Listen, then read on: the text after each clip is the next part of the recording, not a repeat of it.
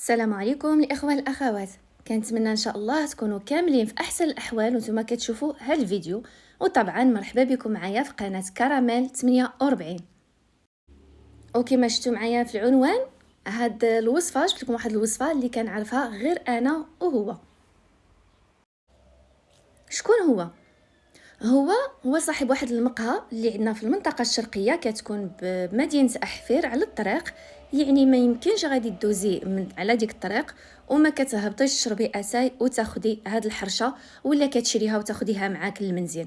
راه ضروري، هو الوحيد اللي كيصاوبها عندنا هنايا في المنطقه الشرقيه ديالنا.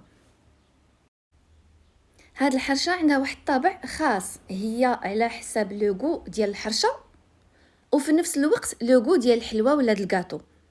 كتجي رطبه وهشيشه، كتجي مقرمشه من برا ورطبه لداخل، وفيها واحد المذاق اللي هو زوين. وطبعا غادي نزيد عليها اللمسه ديالي. الصراحه راه بشحال وانا كنقلب على المقادير ديالها، جربتها وجربتها وجربتها حتى لقيت، حتى طحت في المقادير المضبوطه 100% وناجحه وصادقه، وبغيت نشاركها معكم. بقاو معايا وما تمشيو فين، ندوزو المقادير وطريقه التحضير.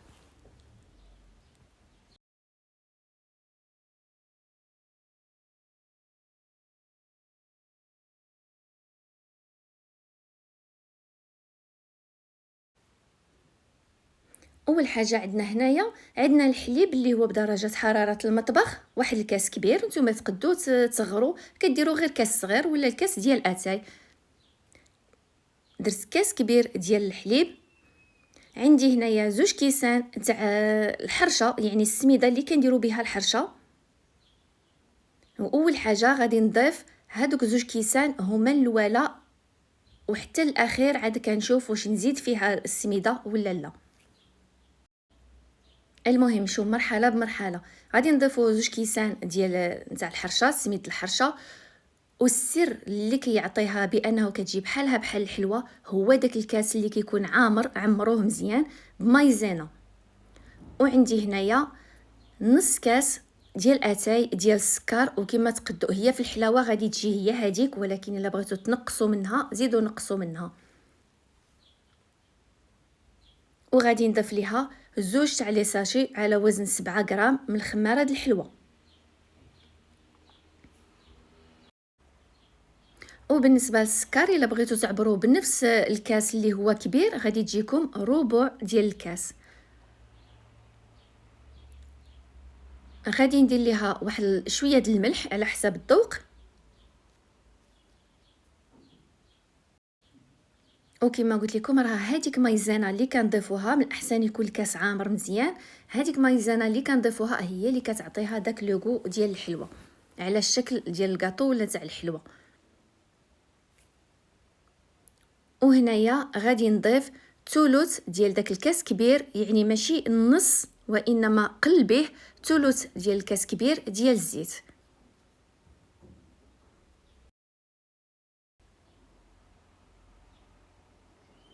وغادي نضيفها للخليط ديالنا وكنبسسها مزيان مزيان بيديا حتى كتدخلها كامله داك هذيك ديك الزيت. ضروري كنبسوها بالزيت.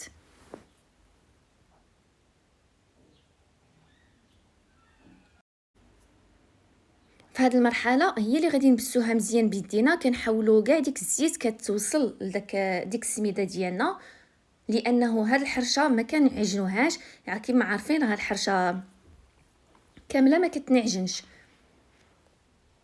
مي غادي نضيفوا ليها الحليب فقط، كنخليوها كتشرب داك الحليب، وغير بالاصابع كنخلطوها. وغادي نضيف ليها داك الكاس كبير ديال الحليب اللي هو كما قلت لكم ما ديروهش بارد، لانه فيها الخميره، وإلا كان بارد ما غاديش يخلي ديك الحرشه نتاعنا كتفكع لينا ملي كنطيبوها. غير بالاصابع كنحاول ندخل داك الحليب كامل في السميد ديالنا، وكنشوف الا لقيت شي دوك كيكونوا شويه شادين راسهم دوك السميدات كنحلهم. وغادي نخليها واحد 5 دقائق. علاش خليتها 5 دقائق؟ لانه الحرشه كتشرب، وخاصني نعرف واش غادي تبقى خفيفه ولا غادي صافي هي هذيك. ولكن غادي نلقاها عاده شويه خفيفه، وغادي نزيد نضيف ليها نص كاس ديال السميده. نص كاس كبير ديال السميده، غادي يجينا القياس هو هذاك. وانا كنخلط غير بالاصابع ديالي، يعني ما ندلكهاش. وتاني غادي نخليها واحد 5 دقائق ولا 10 دقائق، وغادي نحصل على هاد العجين. ما خاصهاش تكون ثقيله ثقيله، وما غاديش تكون خفيفه بحال الحلوه.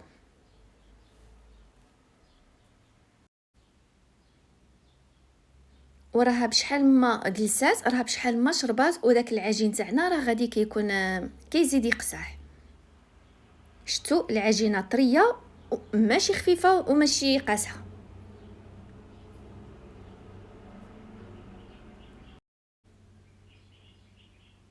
بحال الا كنشدو العجين تاع الحرشه ديالنا هو كيكون شويه خفيف.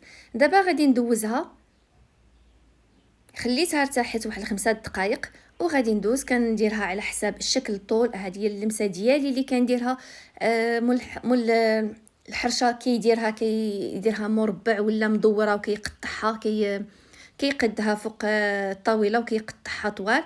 يعني بلا ما غادي نبقى عاده نورقها ونقادها ونقطعها، غير هكا وكتعطينا واحد الشكل اللي هو زوين. كنديرهم على حساب واحد الباكيطات اللي هما صغار، ما كيكونوا في السمك ديالهم غلاظ وما غاديش تكون رقيقه. وكندوزها في نفس السميده اللي درت بها هاد الوصفه. والجنيبات ديالها منا ومنا كنعطيوها، كنحاولوا نقوسوهم شويه شويه باش يعطينا داك الشكل ديال الباكيطه.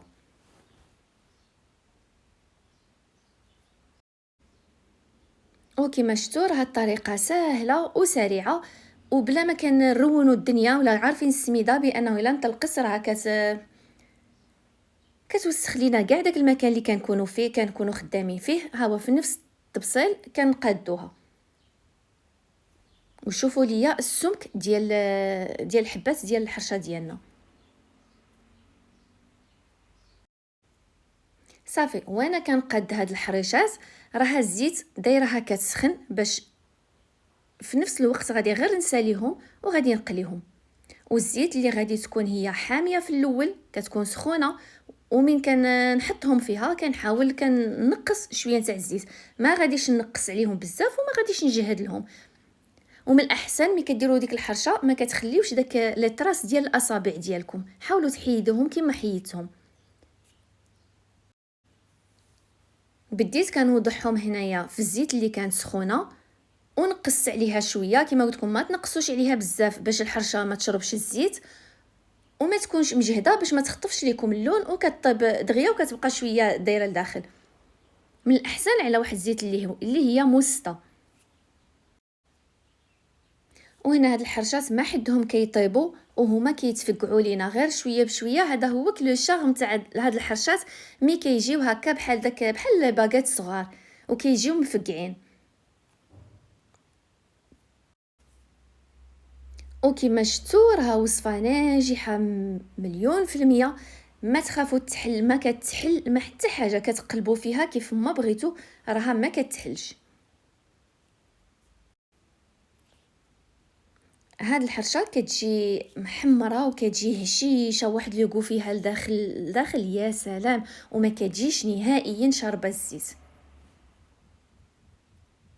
هنا غير بغيت نبين لكم داك الشكل تاعها ملي كتفقع لينا، ولكن غادي نردها حتى تحمر مزيان.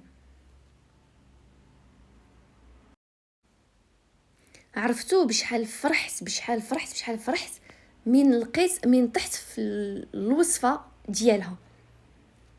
لانه راه كنت كل خطره كنسيي فيها، كل خطره كنعاود فيها، كل خطره كنعاود فيها، ولكن ما كنطيحش فيها بحال نتاعو. النهار اللي طحت فيها فرحت بزاف.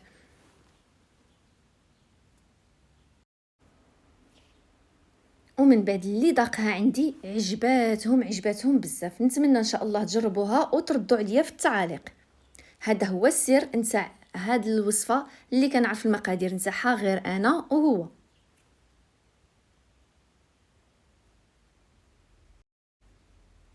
ولكن انا بغيت نشاركها معكم.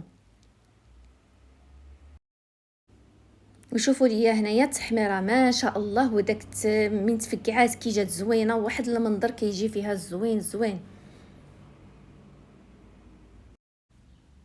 وحتى الوقت راها زعما دغيا كتوجد وسريعه وسهله، غير تبعوا المقادير ديالها، سهله سهله بزاف، ودغيا كتوجد وكتعطيكم واحد الكميه اللي هي زوينه، لا باس بها، واحد الكميه زوينه.